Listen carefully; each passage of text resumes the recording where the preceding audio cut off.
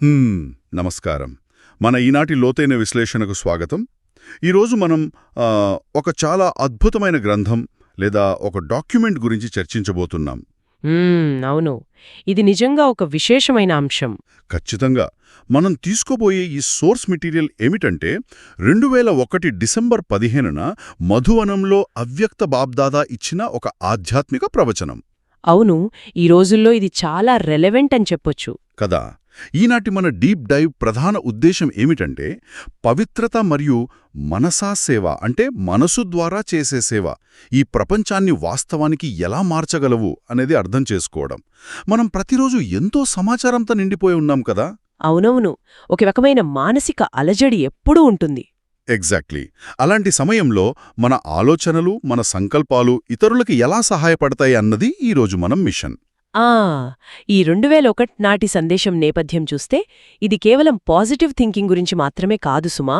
అంటే మనం పైపైన మాట్లాడుకునే మోటివేషన్ లాంటిది కాదంటారా? అస్సలు కాదు. ఒక మనిషి అంతర్గత స్థితి, ముఖ్యంగా వారి పవిత్రత, ఈ బాహ్య ప్రపంచంపై ఎంతటి సూక్ష్మమైన కాని బలమైన ప్రభావాన్ని చూపుతుంది అనేదానికి ఇదొక రోడ్ మ్యాప్ లాంటిది. హ్మ్, చాలా ఇంట్రెస్టింగ్గా ఉంది. అవును, బాహ్య విజయాల కోసం పరిగెడుతున్నాం మనం. ఇలాంటి సమయంలో మన ఆలోచనలకు ఎంత శక్తుందో బాబ్దాదా చాలా ప్రశాంతమైన స్వరంతో వివరించారు. నిజమే. ఆ ప్రాక్టికల్ అప్లికేషన్ గురించే ఇందులో చాలా అద్భుతమైన పాయింట్స్ ఉన్నాయి. ముందుగా అసలు ఆత్మికత అంటే స్పిరిచువాలిటీ గురించి చెప్పిన విధానం నాకు చాలా నచ్చింది. ఆ అందులో కళ్ల ద్వారా వ్యక్తమయ్యే ఆత్మికత గురించి చెప్పారు కదా. అవును, ఆత్మికత అనేది కేవలం కళ్ళు మూసుకుని ధ్యానం చేయడం కాదు.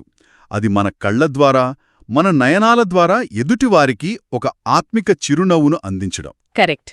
ముఖ్యంగా ఫరిష్తాల గురించి అంటే దేవదూతల సమానంగా ఒక డబల్ లైట్ స్థితి గురించి ప్రస్తావించారు. ఇక్కడే మనం కొంచెం లోతుగా విశ్లేషించాలి.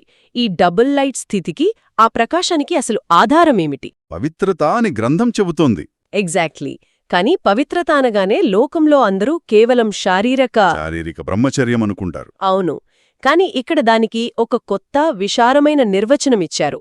ప్రతి మాట, ప్రతి సంకల్పం, ప్రతి కర్మలో బ్రహ్మచారిగా ఉండుటమే నిజమైన పవిత్రతాని స్పష్టం చేశారు. అంటే మన ఆలోచనల్లో కూడా ఎలాంటి మాలిన్యం ఉండకూడదన్నమాట. ఖచ్చితంగా. చివరికి మన కలల్లో కూడా వ్యర్థం ఉండకూడదు. ఈ స్థాయి పవిత్రత ఉన్నప్పుడే ఆ భారం లేని డబల్ లైట్ స్థితి వస్తుంది. ఇక్కడే ఒక చక్కటి ఉదాహరణను కనెక్ట్ చేశారు చూడండి. లోకంలో ఒక పిల్లాడి ముఖం వాళ్ళ నాన్న ముఖంలో ఉంటే ఏమంటారు? వీడ్లో వాళ్ళ నాన్న కనిపిస్తున్నాడు అంటారు. అవును. అలాగే మన పవిత్రత ఆధారంగా మన ప్రవర్తనను చూసినప్పుడు అందులో సాక్షాత్తు బ్రహ్మతండ్రి లక్షణాలు కనిపించాలి అని చెప్పారు. ఇది వినడానికి చాలా బాగుంది, కానీ ఆచరణలో ఒక పెద్ద సవాలు కదా. చాలా పెద్ద సవాలు. అందుకే గ్రంథంలో ఒక సూటి ప్రశ్నను శ్రోతల ముందుంచారు. ఆహా, మన శాతం ఎంత అని అడిగారు. అవును, మనం ఎంత శాతం వరకు ఈ స్థితికి చేరుకున్నాం? 75%, 80%, లేక 90% అని? ఇది మనం ప్రతిక్షణం చెక్ చేసుకోవాల్సిన ఒక నిరంతర ప్రయాణం.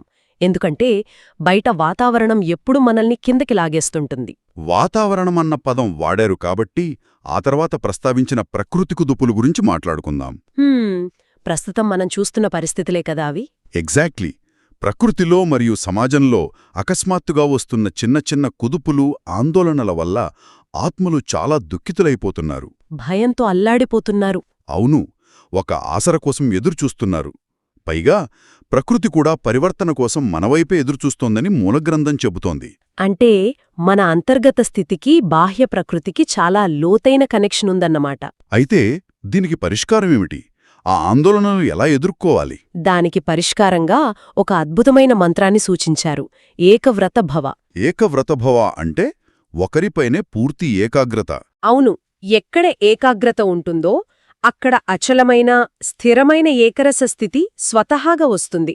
దీనికోసం వాడిన గణిత ఉదాహరణ నాకు చాలా ఇష్టం. ఆ సంఖ్యల ఉదాహరణ కదా. కరెక్ట్. సంఖ్యల్లో ముందు 1 ఉండి దాని పక్కన సున్నాలు చేరుతూ వెళితే ఆ సంఖ్యా విలువ 10, 100, 1000 అలా పెరుగుతూనే వెళుతుంది. అవును, కాని ఆ ముందున్న 1 తీసేస్తే సున్నాలకు ఎలాంటి విలువ ఉండదు, అంతా శూన్యమే. సరిగ్గా ఇదే మన జీవితానికి అన్వయించారు. ఆ ఒకటి అనేది పరమాత్మపై, ఆ ఒక్కరిపై ఉన్న ఏకవ్రత స్థితి. ఆ సున్నాలనేవి మన జీవితంలోని బాధ్యతలు, పనులు. వావ్! ఇది చాలా ప్రాక్టికల్ అండి. అంటే ఆ ఒక్కరిపై ఫోకస్ ఉంటే మన జీవితంలోని ప్రతి పనికి ఒక విలువ, ఒక స్థిరత్వం వస్తుందన్నమాట. అదే, ఆ ఒకటిని వదిలేసి పనుల వెంట పరిగెడితే అంతా భారమైపోతుంది. ఈ ఏకరస స్థితి వచ్చిన తర్వాతే అసలైన అంకంలోకి అడుగుపెట్టగలం. అదే మనసా సేవ.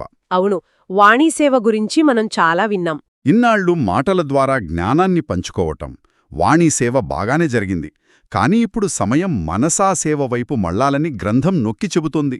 మనసా సేవ అంటే మన సంకల్పాలు, వైబ్రేషన్స్ ద్వారా సేవ చేయటం, దయాస్వరూపులుగా మారి ఇతరులకు సకాషివ్వటం.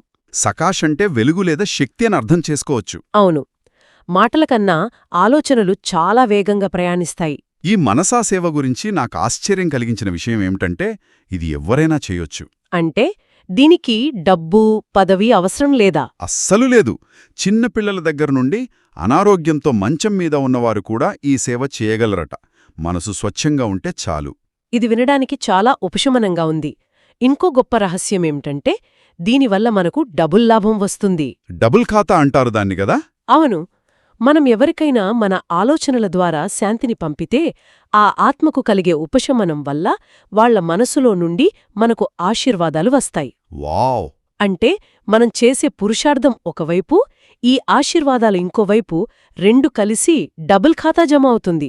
ఒక రకంగా ఇది ఆధ్యాత్మిక ప్యాసివ్ ఇన్కమ్ లాంటిది. మంచి పదం వాడారు. ఎందుకంటే ఇప్పుడు ఆత్మలు సుఖశాంతుల ఒక్క అమృత బిందువు కోసమైనా చాలా దాహార్తులుగా ఉన్నారు. నిజమే. ఇదే సమయంలో మనల్ని మనం ఎలా చెక్ చేసుకోవాలి అన్నదానిపై బాబ్దాదా ఒక కొంచెం హాస్యభరితమైన ఉదాహరణ వాడారు. పెద్ద టీవీ ఉదాహరణ. అవును, బాబ్దాదా దగ్గర ఒక చాలా పెద్ద జైంట్ టీవీ ఉందట. అందులో ప్రతి ఒక్కరూ ఏ సమయంలో ఏం చేస్తున్నారు, రహస్యంగా ఏం ఆలోచిస్తున్నారు, ఎలాంటి చతురత ప్రదర్శిస్తున్నారు అన్నీ స్పష్టంగా కనిపిస్తాయట. ఇది వింటే కొంచెం భయం వేస్తోంది కదా, మన తప్పులన్నీ పైవాడు చూస్తున్నాడని.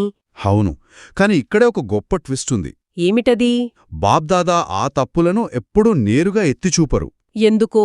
తప్పు చేస్తే చెప్పాలి కదా. ఎందుకంటే ఆ తప్పులను ఎత్తిచూపితే ఆత్మలు అనవసరమైన ఆలోచనలో పడిపోతారు.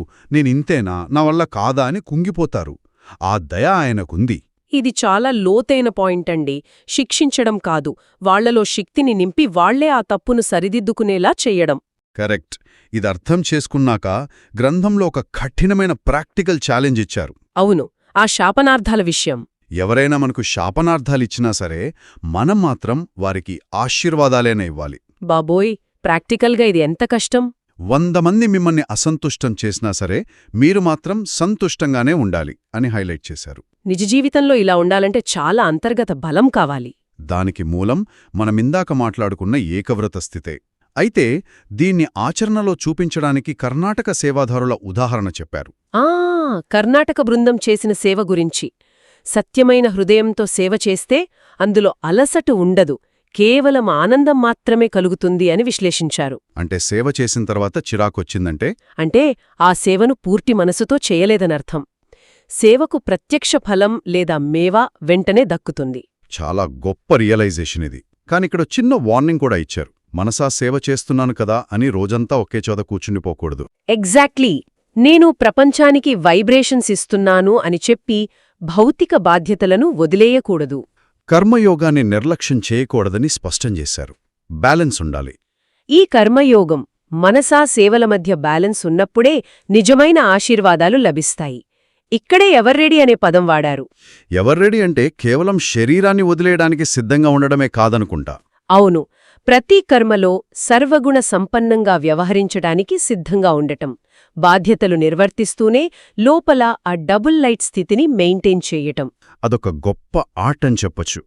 సో ఓవరాల్గా చూస్తే ఈరోజు మనం చాలా అద్భుతమైన విషయాలు మాట్లాడుకున్నాం. అవును, మనసా సేవ ప్రపంచాన్ని ఎలా మారుస్తుందో తెలుసుకున్నాం.